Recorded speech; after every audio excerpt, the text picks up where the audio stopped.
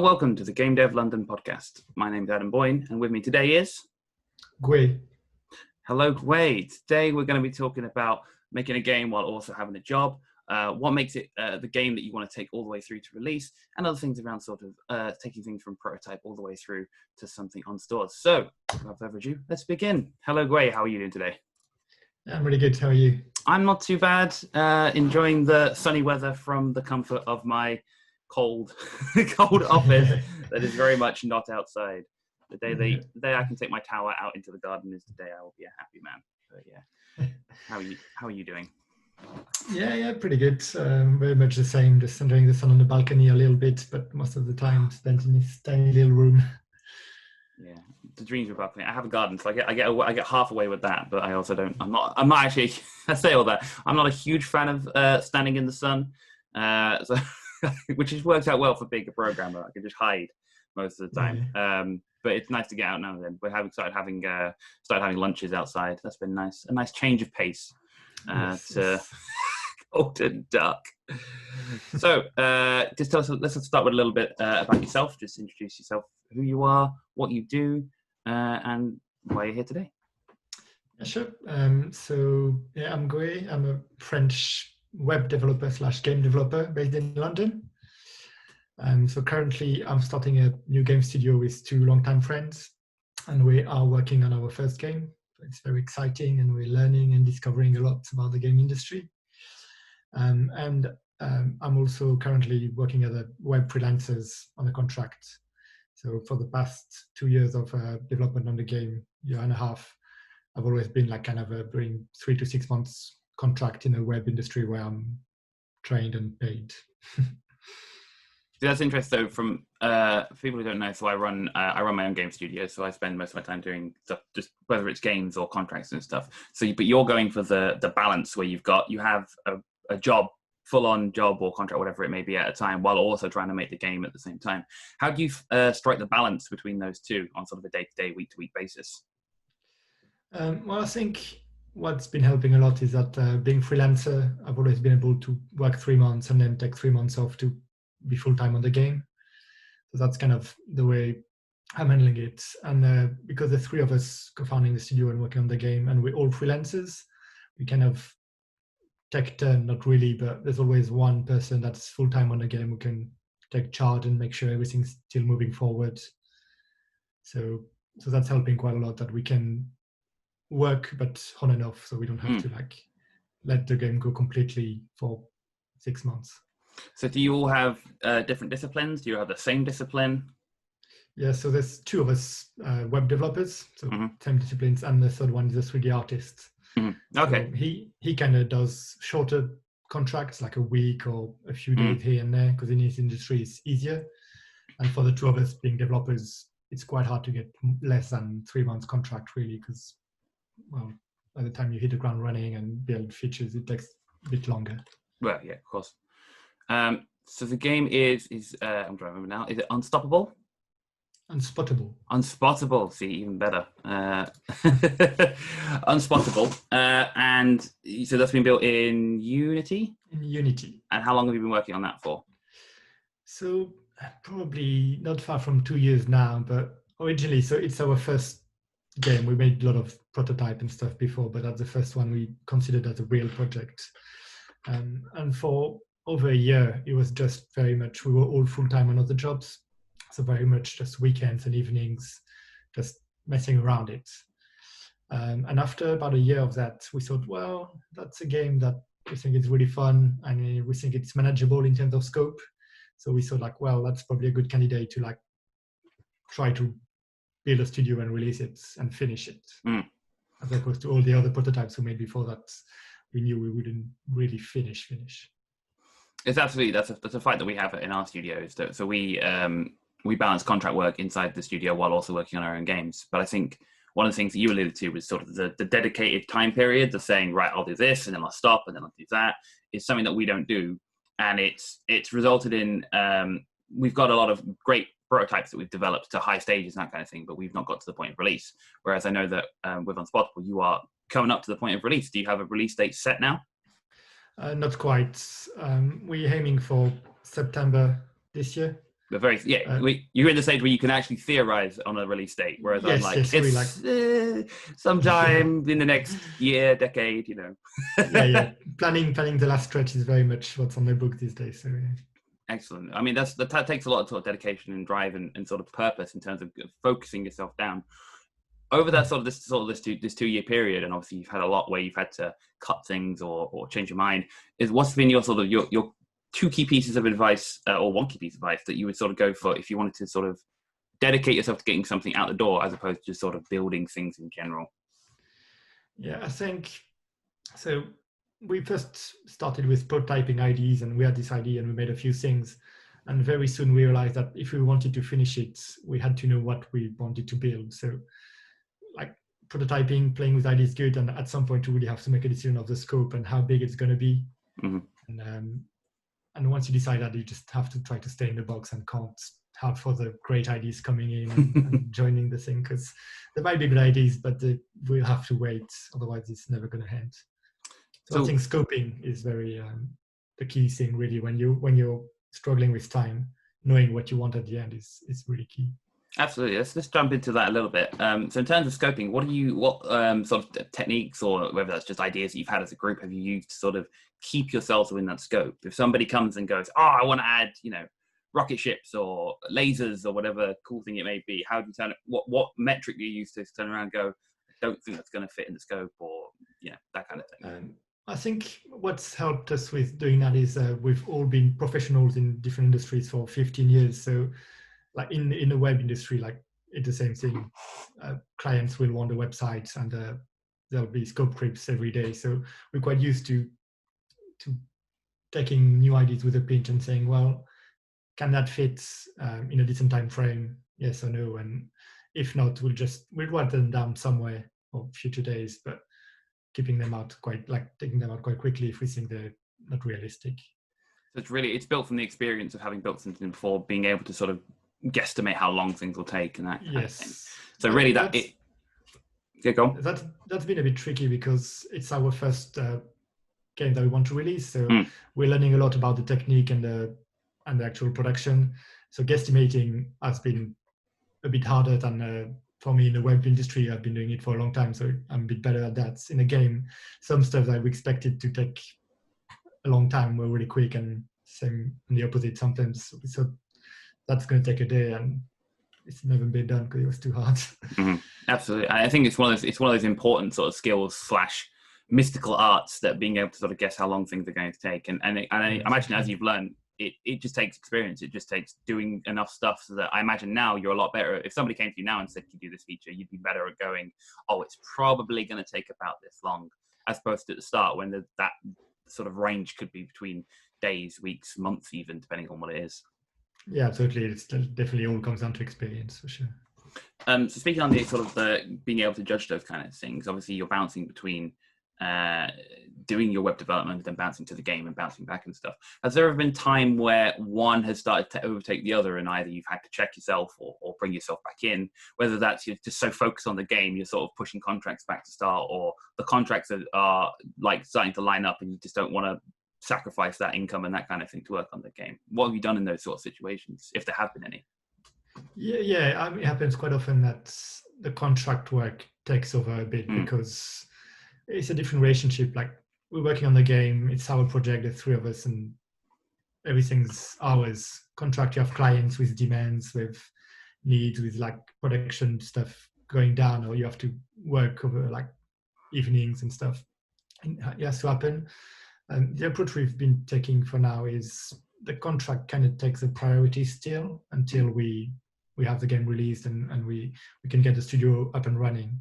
But for now, because these contracts are a source of income that keeps the studio running, it kind of take priority. If one of us has to work on something else, it's free to do it. Like, the game still has to come second for now, but hopefully that's going to shift in the next couple of months. Yeah, I mean, that's essentially how we run it as well. That you always have to, it's the thing that's paying you, but also if somebody else is relying on you, as in your clients, whatever it may be, that has to take priority because that responsibility cannot be shared.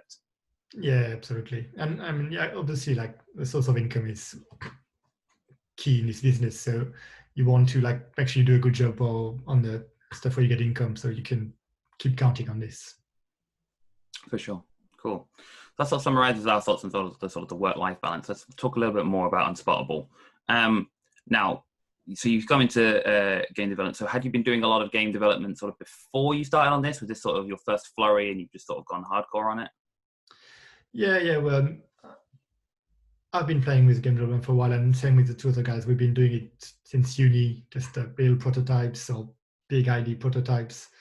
Nothing that we wanted to publish or anything. We just wanted to do it for ourselves because I like programming and I like games. So it was just kind of more like a hobby. And with this one, we thought like that could be the game where we make a switch and maybe the hobby becomes professional. What was it about this one in particular? So, have done game jams, that kind of things. And some games you sort of come out with and go, I never want to see it again. And some games you go, oh, hang on, we might just have something here. What was it for you that made that switch where you were like, actually, you know what, let's dedicate, maybe you didn't think 2 years at the time, but let's dedicate some time to this and actually build it and see where we can take it. What made it that difference for you?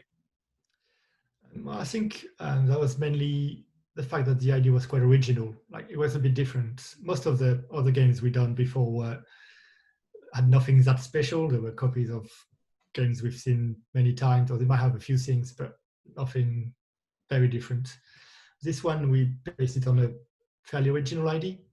So we thought like, well, that can look a bit different in a list of billions of team games people have. So that'd be good to add it to this list because it's different from what exists already. Mm-hmm. I think that was the main thing that we thought like, well, we have to finish this because it's a bit new.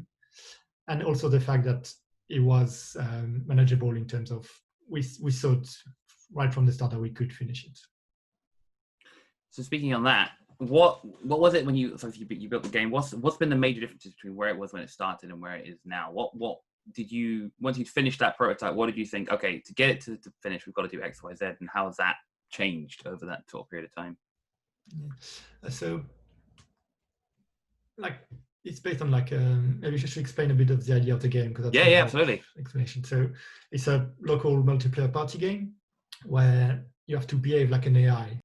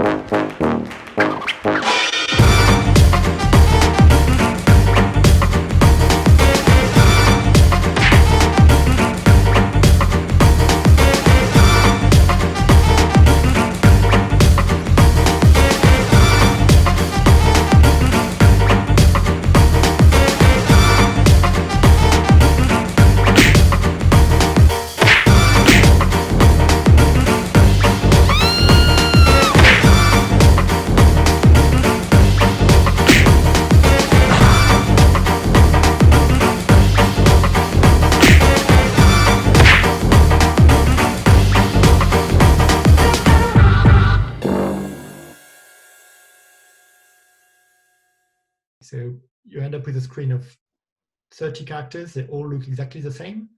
And I'm playing one of them and you're playing one of them. And I have to figure out who you are before you figure out who I am. And I go punch you or you come and punch me. So that's the basic idea. In all the levels, it's the same thing. There's identical characters. You have to find the other real player. And that was the first idea and the first prototype. And we thought that was really fun, like playing it together. We have a lot of fun, but it could become quite repetitive when we played it many times because obviously for us, I'm the one who wrote the AI, so it's a bit easier for me to spot who's not an AI because I know the code quite well. But even for other players, when you played it so many times, you understand the AI and it comes like, well, I know who you are straight away. So what changed a lot is adding a lot of mechanics on top of that core concept. Mm-hmm. So when you come to a new level, you know you will have identical characters and you have to find the other real player, but something else on the screen will be a bit new or a bit, you wonder, oh, what's this big crusher coming from the sky? Or just like adding mechanics to keep the gameplay interesting over time. Mm-hmm. Okay, I think that's what we worked the most since the prototype to make it a real game. So at each stage, how did you go about sort of deciding what works and what didn't work? So obviously you had your core concept, the sort of the searching for each other, finding each other out, which you knew was fun. You proved it. You were happy with that. How did you define what didn't go into the game? Was it just, we'll put everything in and then let the players decide? Was it you tried things out and decided between yourselves what was and wasn't fun? How did you go about that sort of design process? Yeah, so we've done a bit of all of this really first. So just meetings and come up with all the crazy idea we can together. Then we just decide which ones are doable. So we prototyped a lot of them and played them together. I thought that's fun. That's not so fun. And then we came up with like quite a big chunk of playable level that we took to players and have them try and see which one they had most fun with and which one they understood the easiest. Because I think that's been one of the hurdles of our project is usually when you give a game to someone who's never played it, you probably will know which character is controlling, and it'll be like FPS. So our game, we give it to a player and they don't even know who they're controlling. They have to figure it out. So I think making it easy to understand has been one of the biggest challenges. So when we sorted this problem of players understanding the things, we had it then extra mechanics per level on top of that. And some of them were really confusing as well for the users, like for the players. So it's been a lot of trying things on people who didn't know the game to see what was easy to understand and what wasn't, and what was fun or not. I remember we worked on a robot sumo fighting game a couple of years ago. And when we first built it, one of the things we had a stamina meter. So you could only use certain moves a certain number of times before you ran out of stamina, and you'd have to sort of wait until it built back up again. And when we played it as developers, we understood that. We were like, oh yeah, got to wait for this to recharge. And we took it to EGX Revs down in London. And not a single person realized that there was a stamina meter. They were all slamming the buttons like, why can't I do moves? Oh, this is terrible. And we came back and we just ripped the entire system out because we're like, if no one's going to get it, what's the point? And you do, I think, definitely through, you sort of alluded to playtesting and things there, you do get a different view on your game. And like you said yourself, because as a developer, you're essentially playtesting it constantly, you have such an insight into the game that you don't even realize that you have it. And it's only when you start showing it to people who have never seen it before, never touched it, you start to actually realize how your game is perceived. One of the things you sort of mentioned was the introducing a player to the game. Now, so your game has got interesting, unique circumstances in terms of part of the game is sort of the confusion around who is who and how you hide yourself from the other person. How did you go about sort of bringing players into the game? Did you go for sort of drop them in and let them figure it out? Have you built up more of a tutorial system? What did you personally do into your game to sort of get people up to speed with this whole new sort of way of playing? Yeah, so what we did, like concretely to solve that problem, is we had a lot of things around the actual levels to make people understand. So when you first join the game on the start screen, when 1, 2, 3, 4 players join the game, instantly you get a character in the crowd and you can control the character. Mm-hmm. So you can kind of understand that, I'm in this crowd, I'm this one. And then when they start a level, we just made little animations where all the characters like change, like morph into random ones and go hide. So you can understand that the guys they were controlling now is one of the crowd and he's hidden in the crowd. So just little menu stuff like that, and things when you start and when you join, like help people understand, okay, I'm one of these, but I'm not necessarily sure which one I am.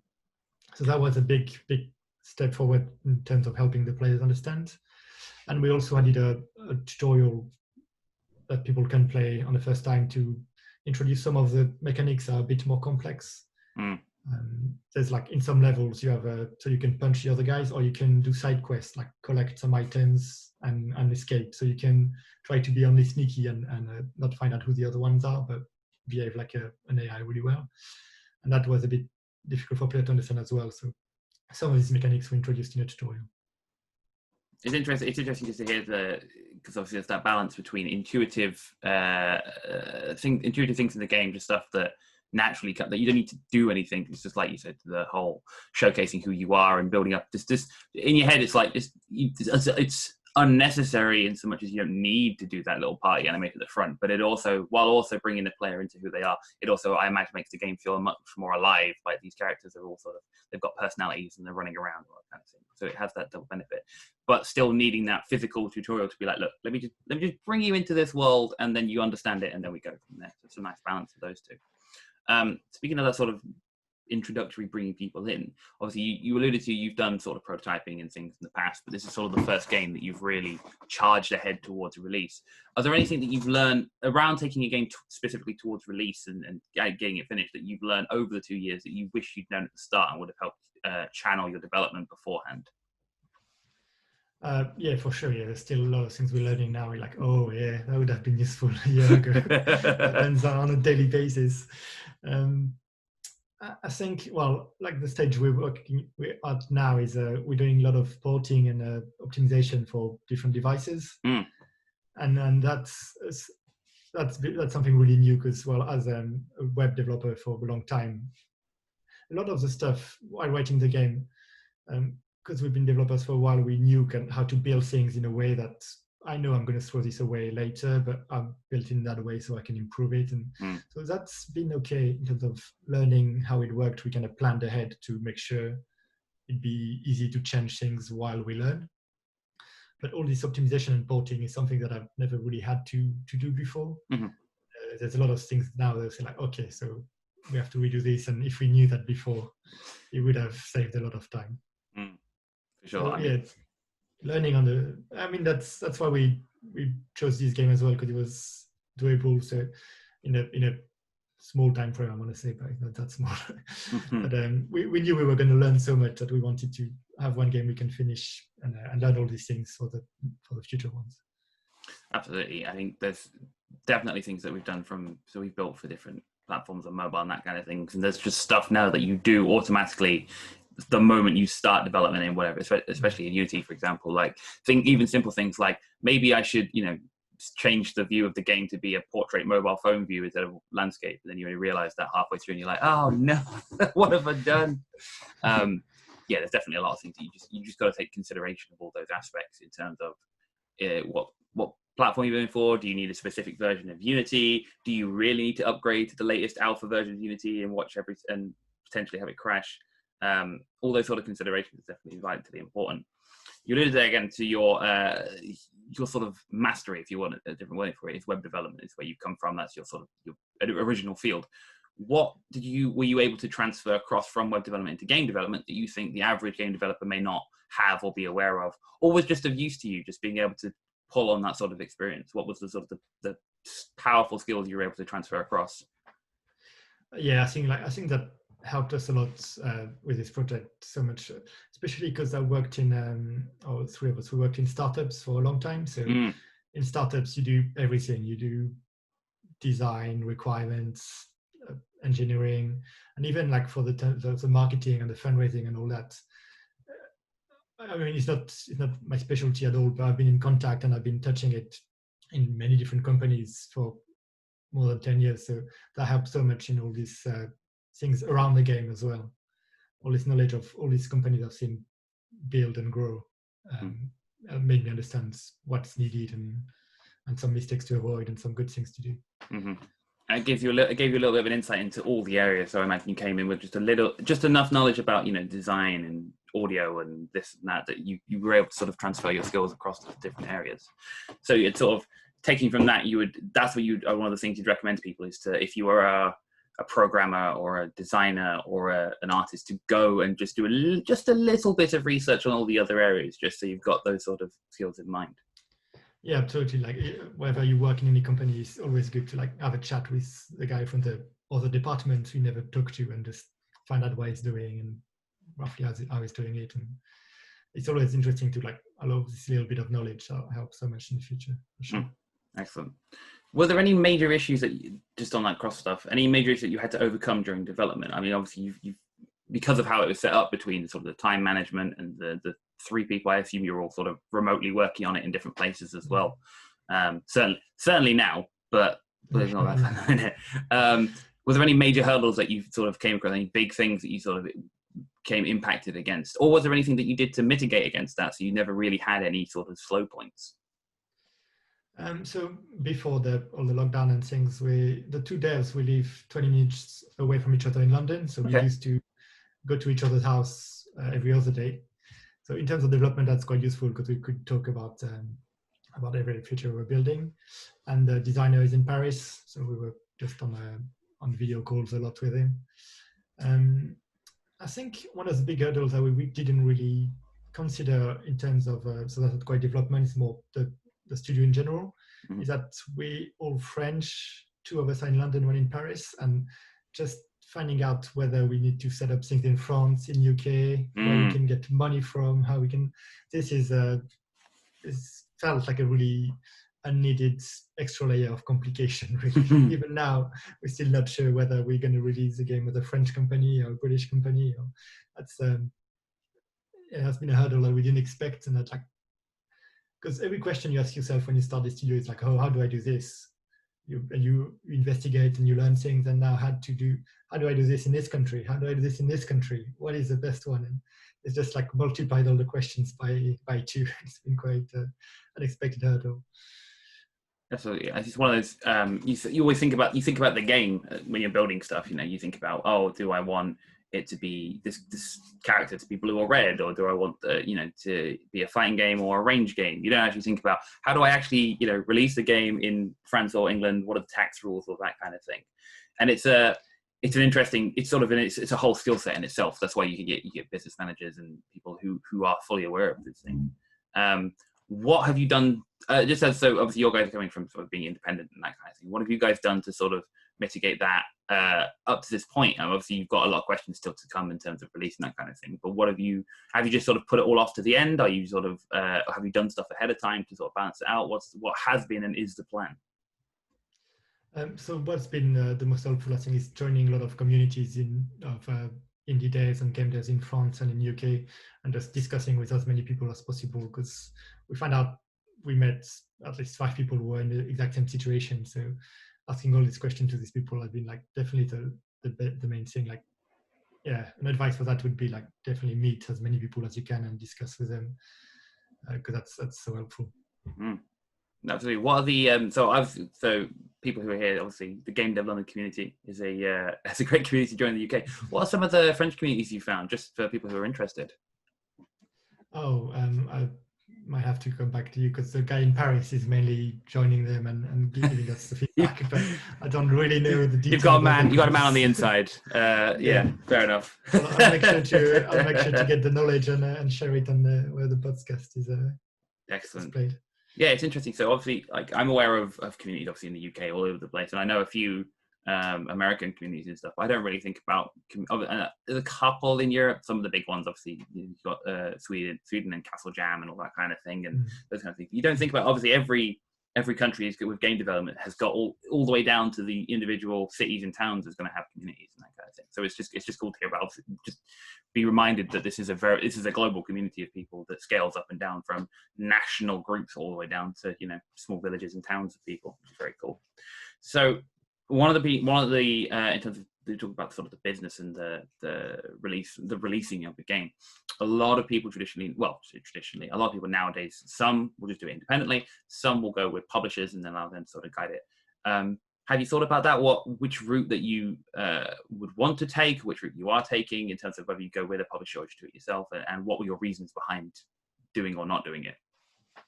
Yeah, it's an interesting one, because we kept obviously all the options open from the start, and even now we're still kind of on the fence on whether we want to try to do everything ourselves. Like, I'm biased. I'm kind of on the team of we do everything ourselves and we learn all we can on this project, because the next time, even if we work with a publisher or do any other investment or any other partnerships, we will have done it ourselves and we'll understand exactly what it takes and what's needed and things. So I think I'm more leaning toward the option of doing myself and learning, and we're making this game like mainly for us. We want to get to market so people can play it, and I've finished it, but we all also have other sources of income, so we're not dependent on like the the actual sales and the marketing budget and all that. So I think it's a good position to be in, to try to do everything ourselves and learn. Mm-hmm. Yeah, that makes sense. We've talked to publishers quite a bit. It still could choose that way if there's a deal that works for us and for them, and we get to learn and to control enough of what we want.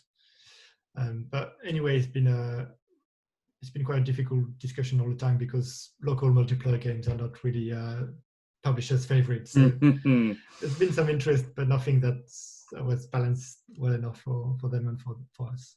Yes, it's one of the reasons our robot sumo fighting game has not yet been released, for similar reasons. It's an interesting fight, pun intended. So one of the things that the sort of suggestion that, and it's something that we've reflected on as well, is being in a position where you don't need a publisher puts you in the strongest position, because you're not reliant on that money. And the problem is, if you become reliant on that money, you can end up taking a deal that is bad for you. And ultimately, the thing you have to remember is that the publisher will gain from your game at the end of the day. You know, they're releasing it. They would work with you so that they make money at the end of it. So they have to demonstrate to you that it's worthwhile. And if you get offered a deal, just because you get offered a deal doesn't mean it's one that you should take or that it's going to work out for your team. So you'd always be aware of that and always be in a position where you can say no. And it's something that we ascribe to as much as you guys do as well. And if it means that you have to self-release, then you self-release. But ultimately, there are dangers to that, but there are also benefits to that. So that's definitely a good thing to talk about. Speaking of which, on sort of the release point, what are your plans? Sort of once you've released and done that, do you have a plan with the game? Are you going straight into sort of support and long-term updates? Are you going straight into working on the next one? What are your sort of goals once you've got the game out there? That's probably the next discussion, but we had so many level ideas and we had to cut so many that I think we're not quite finished with it. We're too frustrated of all these levels in our heads that are not going to make it to the release. So I think we'll probably be in support and updates for quite a while. Mm-hmm. Sort of one of the things that I like about that is that you sort of suggested that your mindset has now got to that sort of sharpened knife edge. We need to get the game to this point, and now things that you may have considered developing, like levels and stuff in the past, are actually just being put to one side. But that means you've got all this content to come after the fact, because once you've got it to that point, then you're in there. What's your plan in terms of getting the game finished as opposed to release? Do you have an idea in mind of when you want to be done by? I say done in inverted commas, because one, games are never done, but two, in a state where you have to release, because you have to go through testing and all that kind of stuff. What's your plan in terms of that? How far in advance do you want to try and be finished by? That's very much a discussion that we have this week and next week. Is so we now decided of the scope of like the levels. We've got 12 levels and we're cutting it there. So all the other prototypes we have, like we're leaving them on the side for now. So we're hoping to like polish and finish all these levels in the next 3 months. So by the end of August, really, we have the game finished, and then we can plan the release. And I mean, we'll start planning it, but we're ready to plan to release any time after August release. That's the current plan. Fantastic. So Unspottable this year. Hopefully September, hopefully in sort of that sort of Q3 period. Excellent. Well, I'm looking forward to that coming out, and I hope it's really successful for you. I remember this tweet on the 1st of January. My two friends do we say coming 2020? How are you going to tweet it? Set it in stone somewhere. It's enshrined. You can't get away from it now. We said we could always delete the tweet, so we just posted it anyway. Oh, what tactic? People go back. No, it was never there. We never said that. We had probably about 100 followers at the time, so I don't think it was too big of a big deal. Anyway. Oh, no. Brilliant. Cool. All right. Well, I think that concludes another episode of the Game Dev London podcast. I have been your host, Adam Boyne, and you can find me online at AdamB1234. Big thank you to Gwe for coming and talking to us about game design and his game Unspottable. Gwe, where can people go to find out more about you and about the game? So Twitter, Unspottable Game, or on our studio website, Gros Chevaux. It's a bit French, but nothing wrong with a bit of French. Fantastic. Right. Thank you to everyone who has tuned in. Make sure you check out gamedev.london.com for updates and the next podcast. Otherwise, we will see you this time next week. Bye. Bye.